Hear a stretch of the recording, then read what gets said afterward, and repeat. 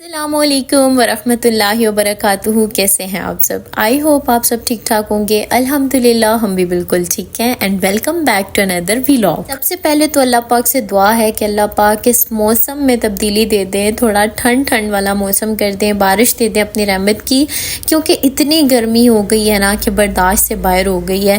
ہماری سٹی میں تو کبھی 45 ہے, کبھی 42 ہے, کبھی 41 ہے, اتنا ٹیمپریچر چل رہا ہے اور یقین بہت زیادہ نا برداشت سے باہر ہو گئی ہے گرمی.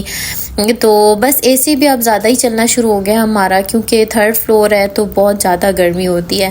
تو میں نے نا گوند کتیرا اور تخم ملنگا اس کو بھگو کر رکھا ہوا ہے, تو اس کو جو ہے نا میں پھر فریج میں رکھ دیتی ہوں, اور پھر جب پینا شینا ہوتا ہے تو نکال لیتی ہوں, اسپیشلی جب کام کے بعد صحیح گرمی لگی ہوتی ہے یا پھر عدنان باہر سے آتے ہیں تو اس ٹائم پہ اسپیشلی میں لازمی ان کو بھی بنا کر دیتی ہوں. اس میں تھوڑا سا روح افزا یا جام شیری مکس کر لیں تو ٹیسٹ مزے کا بن جاتا ہے, تو وہ پی لیں تو اس سے یہ ہے کہ آپ کا اسٹمک ٹھیک رہتا ہے, آپ کو معدے کی گرمی نہیں ہوتی اور آپ نا ایزیلی کھا پی سکتے ہو. تو آپ لوگ بھی یہ مسٹ ٹرائی کیجیے گا. آج نا میں 2 ڈشز بنا رہی تھی. ایک تو میں بنا رہی تھی نمکین گوشت مٹن کا, اور دوسرا جو میں بناؤں گی وہ دم پوخ ہے. تو پہلے میں نے سوچا کہ میں نا نمکین گوشت بنا لیتی ہوں, کیونکہ ٹماٹر اور کچھ سبزی تھی جو کہ ابھی تک گھر نہیں آئی تھی, اور آبویسلی دم پخ میں وہ چیزیں جانی تھیں جبکہ نمکین گوشت میں نہیں جانی تھی. تو میں نے سوچا کہ لگے ہاتھ تو ٹائم کو ویسٹ کیے بغیر نمکین گوشت بنا لیتی ہوں, اور یہ نا ناشتے میں بھی مزہ کرتا ہے,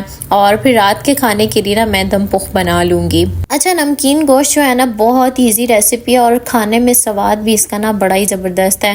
کوئی اس میں نہ ایکسٹرا مسالے ڈالے اور نہ ہی کوئی ایکسٹرا چیزیں, بس اس کو میں دیسی گھی میں بناؤں گی اور سمپل مسالے نمک اور کالی مرچ کے ساتھ بناؤں گی, تو اس کا ٹیسٹ جو ہے نا وہ بہت زبردست آئے گا. اچھا, میں یہ فرسٹ ٹائم بنا رہی ہوں. یہاں پر نا میں نے پریشر میں لگا دیا تھا پہلے مٹن کو تقریباً 15 منٹ کے لیے, اور اس کے بعد نا میں اس کو کڑھائی میں ڈالوں گی اور اس کو نا آنچ تیز کر کے تو اس کا پانی تھوڑا ڈرائی ہونے کے لیے نا اس کو چھوڑ دوں گی جب تک کہ اس کا پانی ڈرائی نہیں ہو جاتا. اچھا, جب گرمی کی شدت نا قابل برداشت ہو جاتی ہے نا تو میرے ذہن میں اکثر ایک بات آتی ہے, اور اسپیشلی میں نا دوپہر میں بہت ہمارے ٹیرس پہ دھوپ ہوتی ہے, تو میں اس کو دیکھ کے سوچ رہی ہوتی ہوں کہ ابھی گرمی کا یہ حال ہے تو جب عرب میں گرمی پڑتی ہوگی تو کتنی شدید, کیونکہ عرب کا علاقہ تو ہے بھی صحرائی اور وہاں تو بہت شدید گرمی ہوتی ہے. تو میں سوچتی ہوں کہ حضرت بلال رضی اللہ تعالیٰ عنہ کو جب ان کا مالک جو تھا وہ اسلام لانے پر ان کو سزا دیتا تھا اور ان کو تپتی گرم ریت پر لٹا دیتا تھا, اور ان سے تقاضا کرتا تھا کہ وہ اسلام کو چھوڑ دیں, تب بھی حضرت بلال رضی اللہ تعالیٰ عنہ کی زبان سے احد احد نکل رہا ہوتا تھا, اللہ کو ہی پکارے جا رہے ہوتے تھے.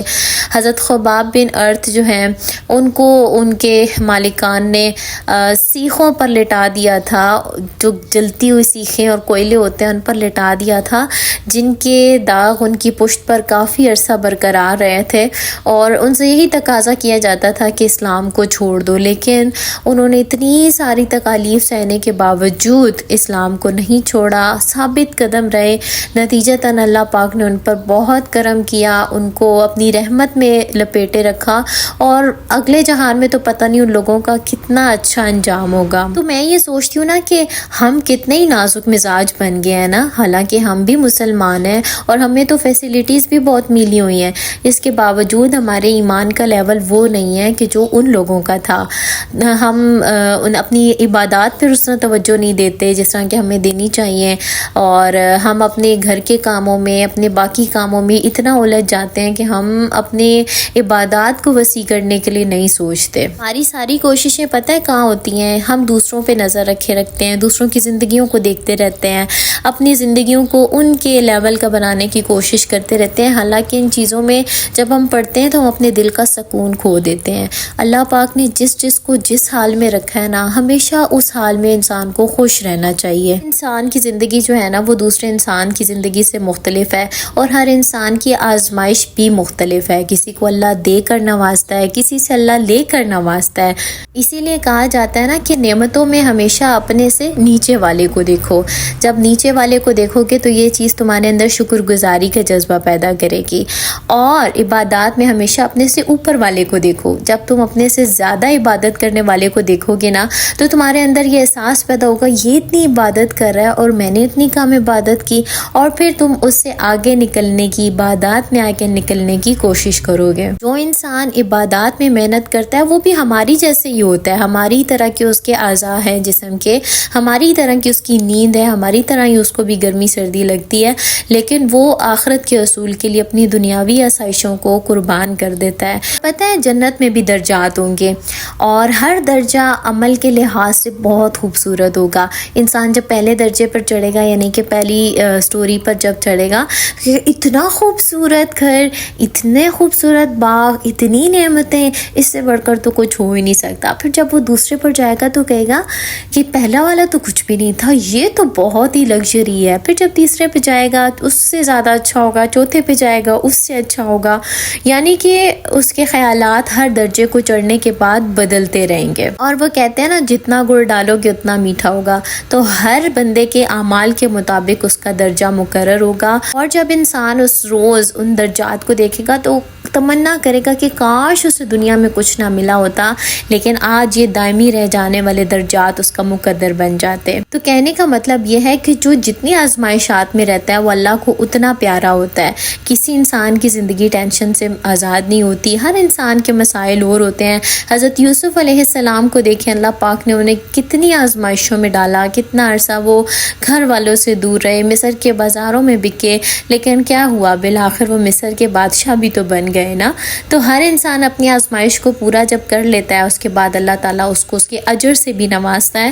اور اگر اس دنیا میں اجر نہ بھی ملے تو یہ دنیا تو فنا ہو جانے والی چیز ہے، آخرت میں آپ کو اجر ضرور ملے گا۔ تو ہمیشہ کوشش کریں کہ دوسروں کا دل نہ دکھائیں، کیونکہ ہو سکتا ہے اللہ پاک اپنے حقوق تو معاف کر دیں، لیکن اللہ پاک اپنے بندوں کے حقوق معاف نہیں کرتے۔ اور کوشش کریں کہ اس دنیا میں ہی جس سے آپ کی مخالفت ہے، جس سے آپ ناراض ہیں، اس دنیا میں ہی اپنے آپ کو بخشوا لیں، کیونکہ اس روز کوئی کسی کو معاف کرنے کے حق میں نہیں ہوگا۔ تو ماں بھی اپنے بیٹے کے حقوق معاف نہیں کرے گی، اور نہ ہی اولاد اپنے ماں باپ کے حقوق معاف کرے گی، کیونکہ اس روز ہر ایک کو جہنم سے ڈر لگا ہوا ہوگا، ہر ایک چاہ رہا ہوگا کہ کسی طرح اس کی بچت ہو جائے۔ تو بس یہ لڑائی جھگڑے تب تک ہی ہیں جب تک یہ سانسیں چل رہی ہیں۔ ادھر انسان جب کفن پہن لیتا ہے تو یہ ساری باتیں اس دنیا میں دھری کی دھری رہ جاتی ہیں۔ بس کوشش کریں کہ رات کو سونے سے پہلے اپنے دل کو صاف کر کے سوئیں، دوسروں کے حق میں، دوسروں کے لیے دعائیں خیر کر کے سوئیں، آپ کے دل کو بھی سکون ملے گا اور آپ کی زندگی میں بھی سکون ہی سکون ہو جائے گا۔ اچھا، ہم نا رات کو جب اے سی لگاتے ہیں تو میں پہلے تو یہاں پر کچھ کپڑے میں نے کاٹ کے رکھے ہوئے تھے جو کہ میں دروازے کے نیچے رکھ دی تھی، بٹ آج جو ہے نا عدنان یہ لے آئے تاکہ نا اے سی کی وجہ سے جب ہم بار بار دروازہ کھولتے بند کرتے ہیں تو اس کی کولنگ پہ افیکٹ پڑتا ہے، تو اس سے نا اس کی کولنگ ڈسٹرب نہ ہو۔ میں نے ساتھ ہی آٹا گوندھ لیا تھا، اور ساتھ میری ایک ڈش تو ریڈی تھی، دوسری دم پخ میں نے چڑھایا ہوا تھا۔ ساتھ میٹھے میں نے سوچا کہ تھوڑا سا ڈیزرٹ وغیرہ بنا لیتی ہوں۔ اچھا، عدنان کو کھانے کے بعد نا میٹھا بہت پسند ہے، اور یہ سنت رسول بھی ہے، اور پھر آپ کو پتہ ہے کہ سنت رسول تو جو بھی ہو وہ بہت ہی اچھی ہوتی ہے۔ تو خیر میں نے ہلکا پھلکا سا ڈیزرٹ بنا لیا تھا رات کے کھانے کے لیے۔ اچھا، ہمارا رات کا کھانا جو ہے نا وہ 2 بجے ہوتا ہے، یعنی رات کے 2 بجے ہمارا رات کا ڈنر ہو رہا ہوتا ہے۔ گرمی اتنی زیادہ ہو گئی ہے کہ دوپہر میں تو ہم سے کچھ کھانے نہیں ہوتا، صبح ہمارا اٹھنا لیٹ ہوتا ہے، تو بس ایک ہمارا دوپہر کا کھانا ہوتا ہے جس کو ہم ناشتہ بولتے ہیں، اور ایک ہمارا رات کا کھانا ہوتا ہے۔ تو اور شام میں کبھی چائے پی لی، کبھی شیک پی لیا، اس طرح سے سارا نظام جو ہے وہ چلتا ہے۔ تو آپ لوگوں کی سٹی میں کیا حالات ہیں موسم کے، کوئی بارش ہوئی یا نہیں، لازمی بتائیے گا کمنٹ باکس میں۔ اپنا بہت سارا خیال رکھیے گا اور اپنی دعاؤں میں لازمی یاد رکھیے گا۔ اللہ تعالی ہم سب کو اپنی رحمت کے حصار میں ہمیشہ کے لیے باندھے رکھے۔ اللہ حافظ۔